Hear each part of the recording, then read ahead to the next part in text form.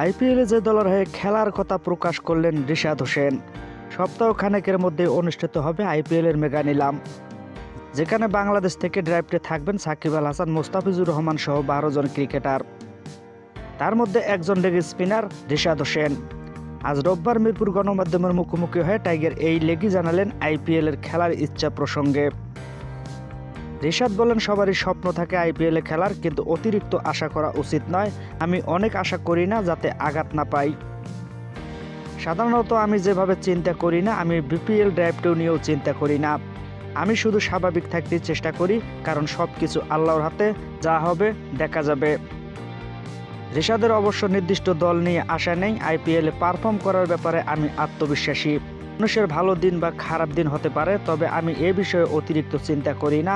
পরিস্থিতি দেখে সিদ্ধান্ত নেব। আমার কোনো নির্দিষ্ট দল নিয়ে আশা নেই। যেমন ধরুন, যদি আমি আশা করি চেন্নাই আমাকে নেবে এবং অন্য কোনো দল আমাকে নিয়ে নেয়, তাহলে অবশ্যই খারাপ লাগবে। তাই আমি এভাবে চিন্তা করি না। রিশাদের নিজের কোনো পছন্দের দল আছে কিনা এমন প্রশ্নের জবাবে বলেন, সাধারণত আমি কলকাতা নাইট রাইডার্স পছন্দ করি, কারণ যেখানে সাকিব আল হাসান, লিটন দাস খেলেছেন, অবশ্যই সেই দলকেই আমি পছন্দ করি।